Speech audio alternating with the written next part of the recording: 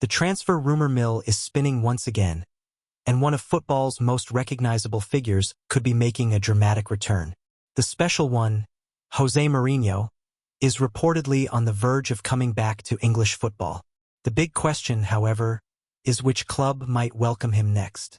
At the same time, speculation continues to swirl around a potential new number 9 for Manchester United, with reports suggesting the club could be preparing to spend as much as £90 million. Elsewhere, Bayern Munich are said to be monitoring key players at Newcastle United, while Liverpool FC are reportedly working to strengthen their defense by targeting a new centre-back. One of the most intriguing stories involves Mourinho and Newcastle. According to reports, he has emerged as a leading candidate to replace Eddie Howe. Newcastle's Saudi ownership is believed to be searching for a high-profile manager to steady the club after a disappointing run of results. With the team currently sitting in 14th place, the hierarchy appears unsettled, and when clubs become anxious, they often look for a figure whose reputation alone can project confidence. Mourinho, undeniably one of football's most famous managers, fits that description perfectly. If the move happens, it would mark Mourinho's 5th spell in English football. At some point, repeated returns begin to feel less like comebacks and more like a long-term residency in the Premier League. Currently managing SL Benfica, according to reports, Mourinho's potential arrival at Newcastle raises an important question. Which version of the Portuguese manager would the club actually be getting? Critics argue that his tactical influence has faded somewhat during his more recent spells in Turkey and Portugal. Whether that criticism is fair or not may be beside the point. For Newcastle's owners, the appeal might be less about tactical innovation and more about the power of a globally recognized name leading the project. There is also another layer of uncertainty surrounding Mourinho's future. He has been linked with the possibility of managing the Portugal national football team if Roberto Martinez steps down after the World Cup. If that scenario unfolds, Newcastle could end up being more of a temporary stop rather than his ultimate destination. That kind of arrangement rarely provides the most stable foundation for a long-term project. Furthermore, Mourinho's history with dressing rooms is famously complicated. Bringing such a strong personality into a squad that is already struggling for confidence could be a gamble. While London is often described as a city Mourinho considers home, Newcastle might simply represent another professional opportunity rather than a personal connection. Meanwhile, another storyline is developing around Christian Pulisic, who appears to have rediscovered his best form in Italy. After leaving Chelsea FC, the American winger rebuilt his reputation at AC Milan, delivering 3 strong seasons and recording 10 goals along with 3 assists so far in the current campaign. At 27 years old, Pulisic is widely considered to be in the prime years of his career. However, Milan now face a familiar dilemma. With only 18 months remaining on his contract, they must decide whether to sell now or risk watching his transfer value gradually decline. Reports suggest both Liverpool and Tottenham Hotspur are monitoring the situation closely. Liverpool's interest makes particular sense given the uncertainty surrounding Mohamed Salah, whose contract situation could leave the club needing a right-sided attacker. Pulisic's pace, direct dribbling, and ability to attack defenders one-on-one make him an attractive option for that role. Tottenham, on the other hand, also need attacking depth, but their situation is more complicated. Without guaranteed European football next season, and with fears of a difficult league campaign, convincing top players to join may prove challenging. A transfer fee of around €55 million has been mentioned, a figure that reflects Pulisic's strong form and his current age.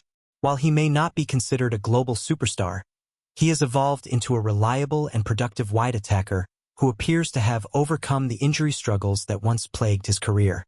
For Liverpool, that price could be easily justified. For Tottenham, however, committing such a sum might be far more difficult if their competitive prospects remain uncertain. Another major transfer rumor centers on Morgan Rogers and a potential move to Manchester United.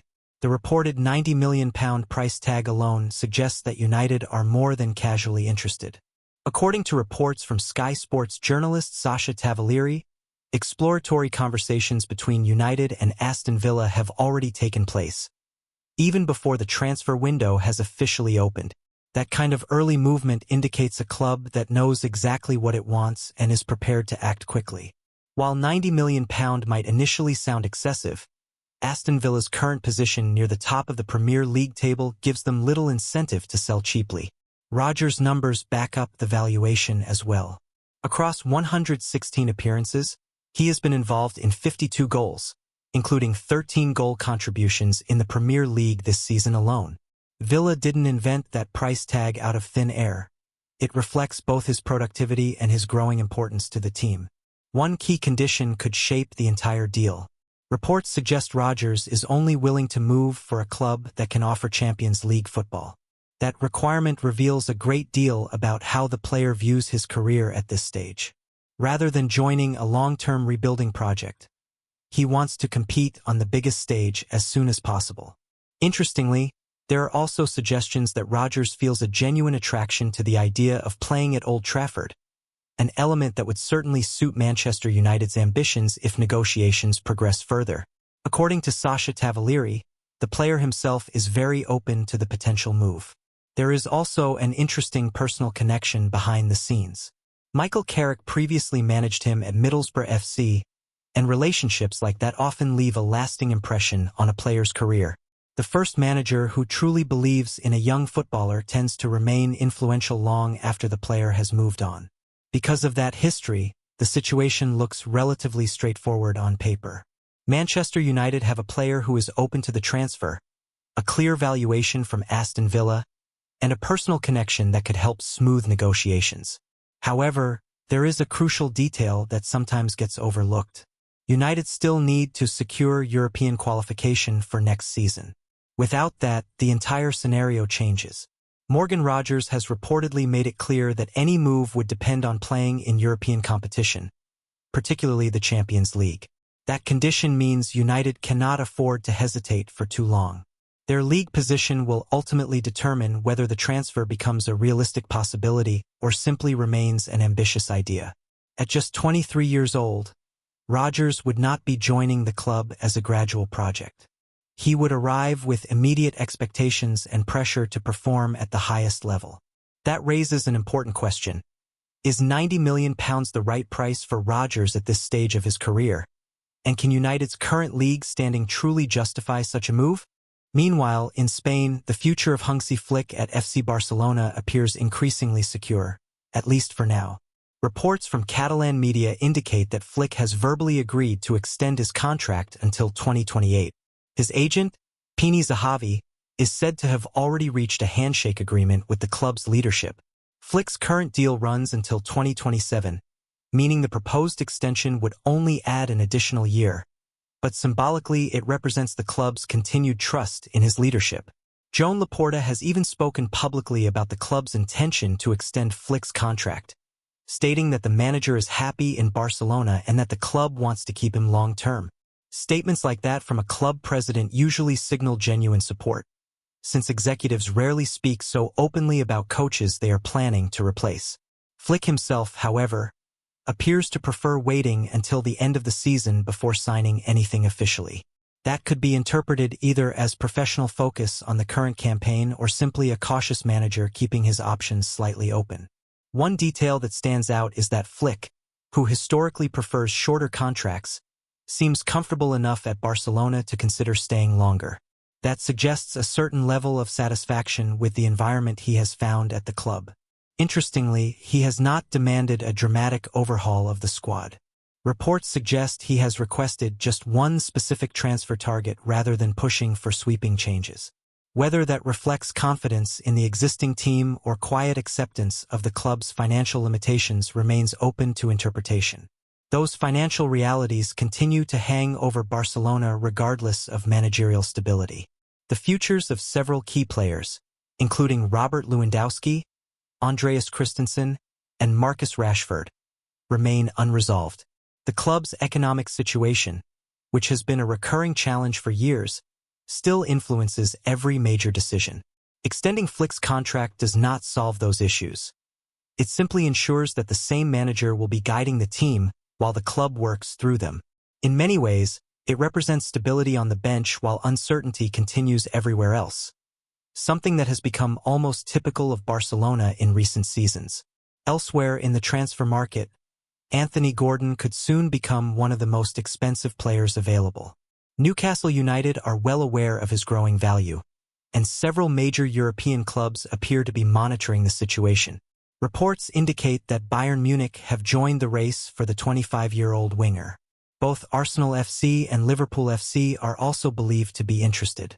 Bayern manager Vincent Kompany is reportedly searching for a winger with exactly Gordon's profile: direct, fast, and aggressive in attacking spaces. Newcastle's biggest concern is the growing likelihood that they could miss out on Champions League football next season. Without the financial boost that competition provides, the club's ability to keep all of its top players becomes less certain. Gordon, who might once have been considered untouchable, could suddenly become a valuable asset that the club might have to consider selling if the right offer arrives. Even if Newcastle would prefer to keep him, the realities of the transfer market sometimes leave clubs with limited choices. Arsenal's interest appears logical. Manager Mikel Arteta has been searching for a dynamic left-sided attacker for some time, and Gordon's playing style fits perfectly with Arsenal's aggressive pressing system. For a 25-year-old player entering the prime of his career, the chance to join a club consistently challenging for major trophies could be extremely appealing. Liverpool's interest is slightly more complicated.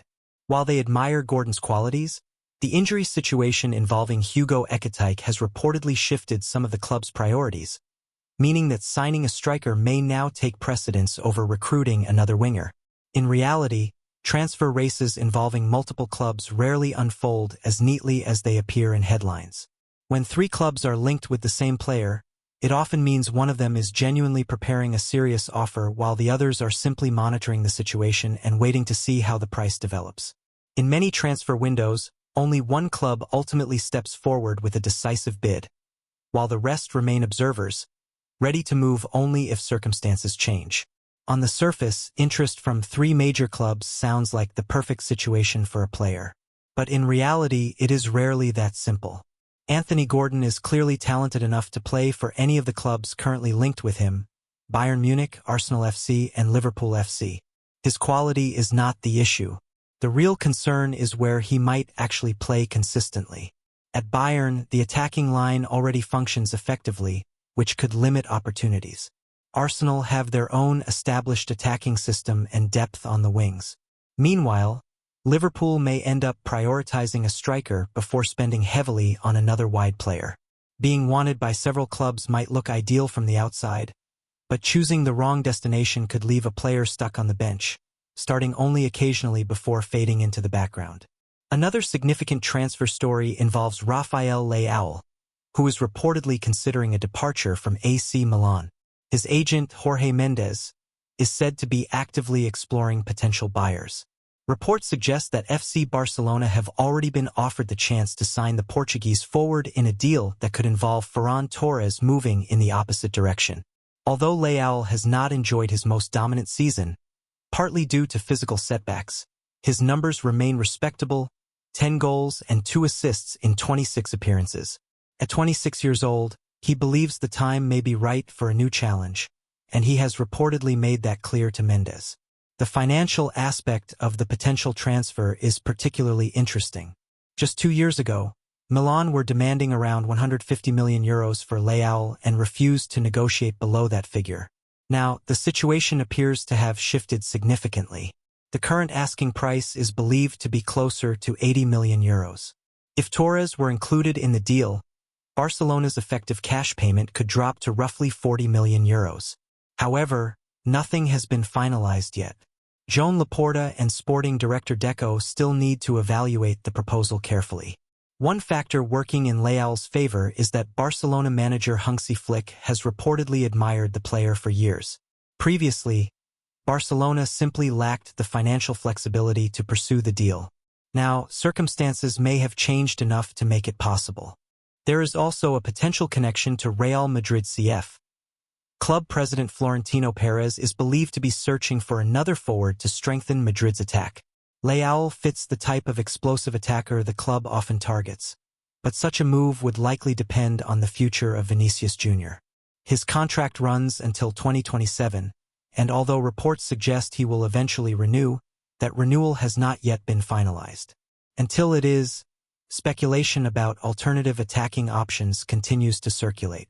Barcelona are also reportedly exploring a more unconventional tactical idea, using Leão as a central striker. The concept would involve gradually transitioning him into the long-term successor to Robert Lewandowski. For a player who has spent most of his career operating on the left wing, that shift would represent a significant change in role.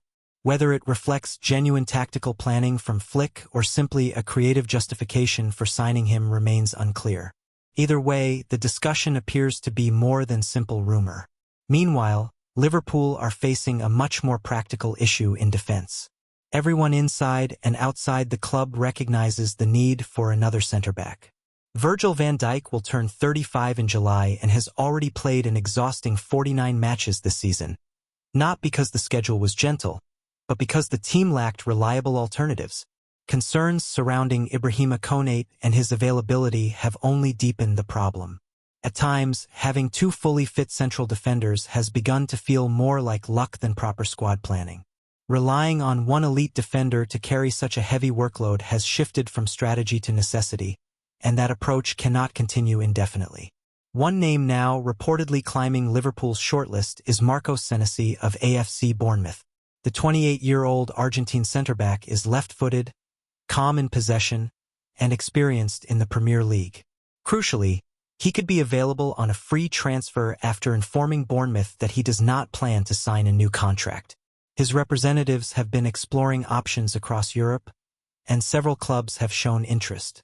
Both Chelsea FC and Manchester United have reportedly monitored the situation, although neither appears ready to move forward. Liverpool, however, seem well positioned if they decide to pursue the deal. That wording, positioned, often suggests negotiations are progressing behind the scenes, though in reality it may simply mean the club is currently first in line if talks advance. The main obstacle could still be personal terms. Senesi's wages would need to fit within Liverpool's structure before anything becomes official. From a tactical perspective, though, the move makes sense. His composure in possession and ability to defend transitions would suit the system used by Liverpool's manager. Another factor accelerating the situation is instability at Bournemouth itself.